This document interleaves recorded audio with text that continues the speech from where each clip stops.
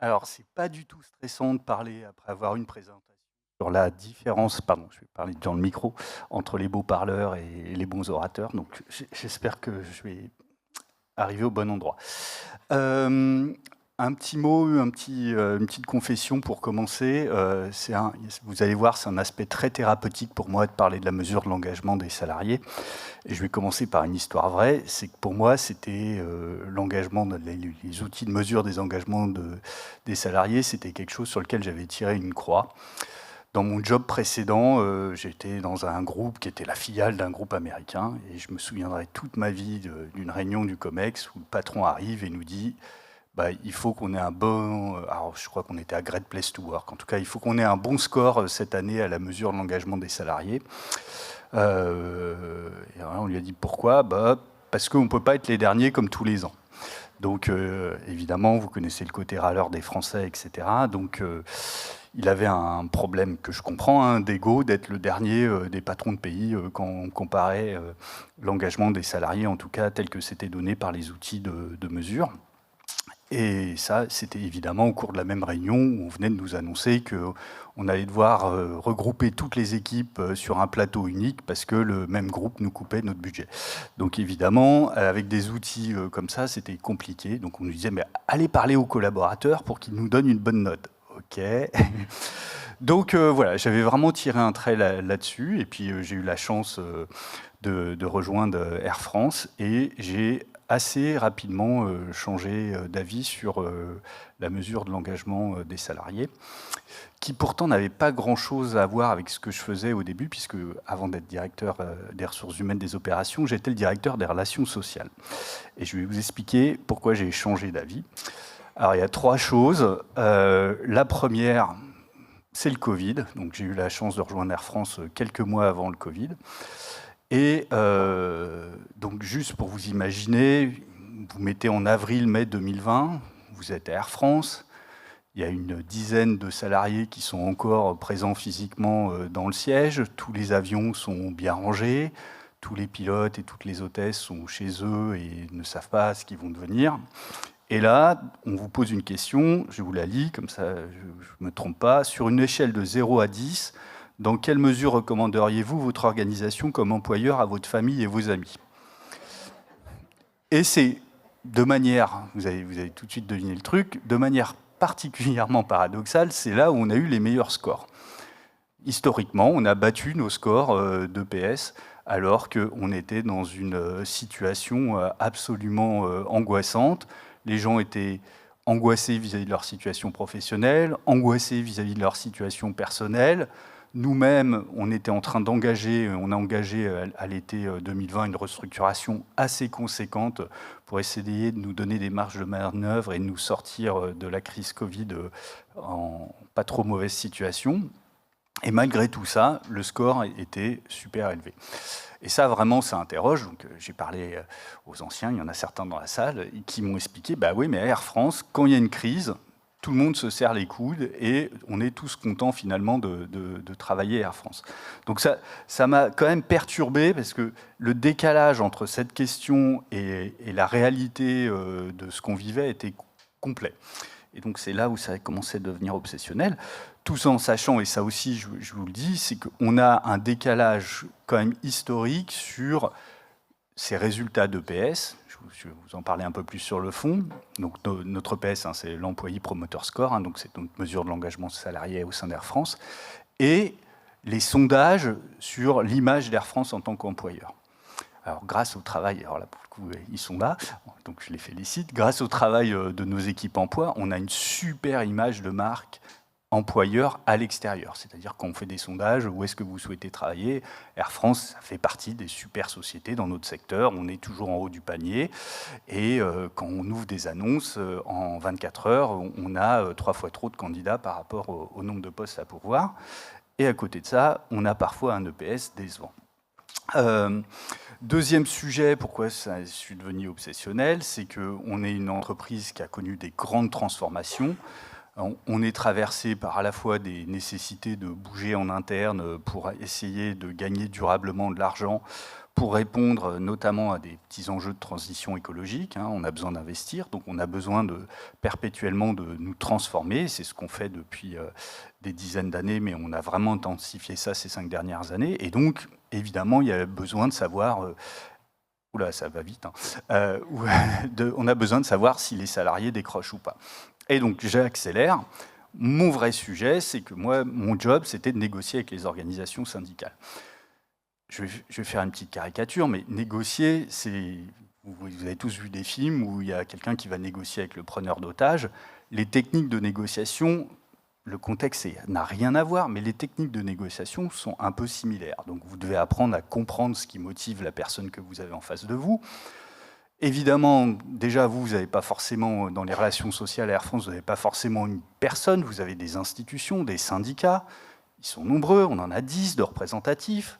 Donc on négocie généralement en fonction des périmètres avec 5 organisations qui sont représentées par 2 à 4 négociateurs. Donc en fait, vous avez une vingtaine de preneurs d'otages avec lesquels vous devez négocier et essayer d'aboutir à des accords. Et évidemment, les techniques de base, c'est de comprendre quels sont les ressorts des individus qui négocient et comprendre les motivations des organisations. Alors, il y a des choses qui sont cadrées, il y a des positions politiques des organisations syndicales. Connaître les négociateurs, c'est entre guillemets, je ne vais pas dire que c'est facile, mais ça fait partie du job, c'est normal. Et pourquoi c'est devenu obsessionnel, ce sujet de l'engagement des salariés? C'est parce que l'argument, au bout d'un moment, quand les syndicats, on discute, on passe des accords, on fait des choses, on n'y arrive pas, on y arrive ou pas, il y a toujours un moment dans la conversation où on nous dit « mais oui, mais les salariés, ils ne vont pas aimer ». Ou « ah ouais, ça va plaire aux salariés ». Mais ça, c'est des représentants qui me le disent. Et une autre obsession, j'en ai beaucoup, personnelle, c'est la crise de la représentativité. C'est comme en politique.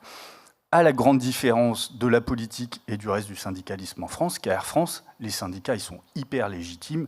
80% des salariés votent, s'expriment aux élections professionnelles. Donc vous ne pouvez pas du tout les balayer d'un trait de crayon. Mais pour autant, ça veut aussi dire... Oh là, il faut vraiment que j'accélère. Ça veut aussi dire...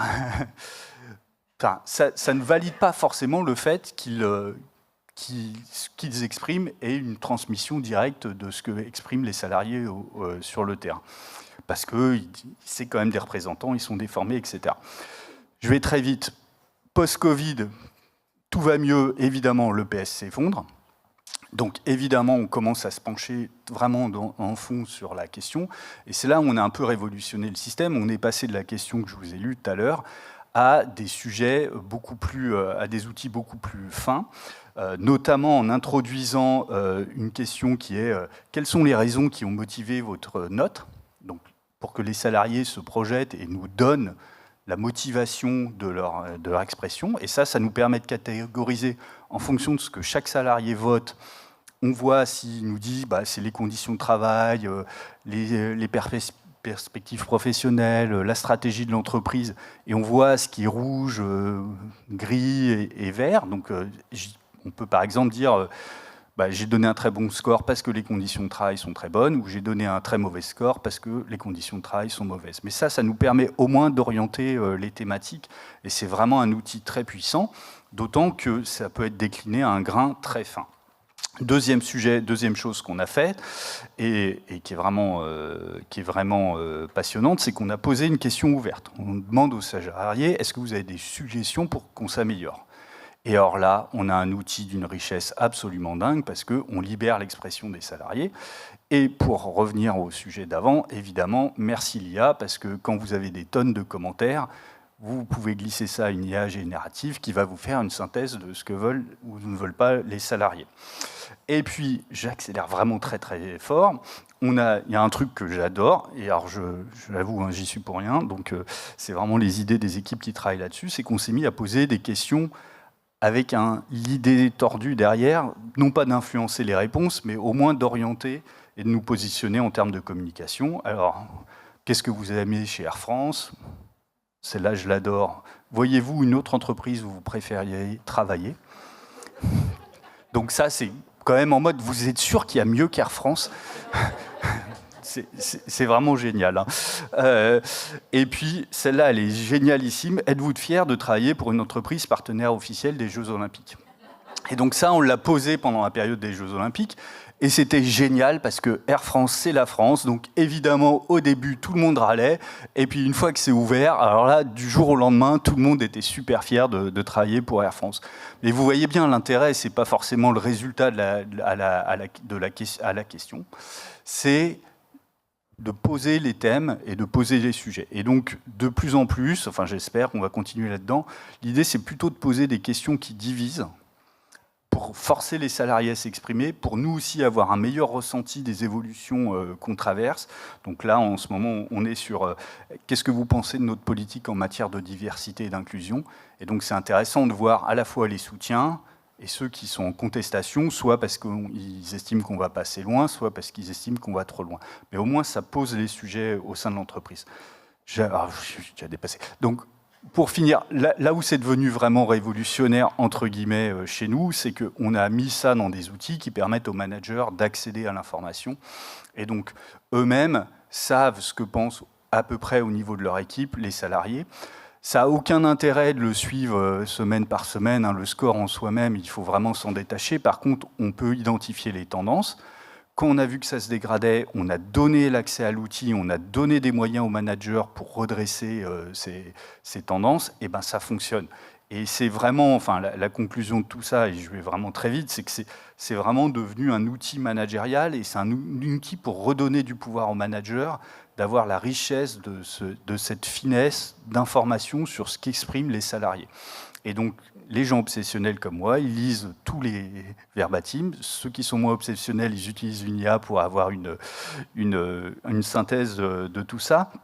Et ça nous permet vraiment de tester et de mesurer. Et moi, enfin, pour revenir à mon problème de relations sociales, eh ben, je peux, quand un syndicat me dit « ça, c'est un vrai sujet pour les salariés », je peux aller checker dans les verbatims, dans tout ce qui a été dit ces 2-3 dernières années, pour voir si c'est un sujet qui revient souvent, si c'est un sujet où effectivement il y a une adhésion. Après, comme je suis tordu, je me dis, mais si les salariés expriment ça dans les verbatims, c'est parce que les syndicats leur ont dit, ou c'est la com des syndicats qui leur ont dit de s'exprimer sur ce sujet, mais a posteriori, du coup, ça me permet aussi de mesurer l'efficacité ou pas du discours syndical et de la manière dont ils embarquent les salariés. Mais ça tourne un peu dans ma tête. Voilà. Il faut que j'arrête là, hein, c'est ça. Ouais. Bon, donc je vais arrêter. Je vais juste dire une conclusion. En plus, enfin, comme ça, j'allais le dire en anglais, mais c'est vraiment de la nourriture pour vos réflexions. En plus de tout ça, le fait d'avoir des verbatims, des indicateurs, etc., c'est que ça permet de nous enrichir intellectuellement parfois. Et je vous cite ce verbatim que je lis tous les jours. Donc, comment vous pourriez améliorer ce qui se passe à Air France? La réponse, proposer des solutions pour les personnes habitant loin de leur domicile. Et celle-là, je m'en suis toujours parmi. Merci.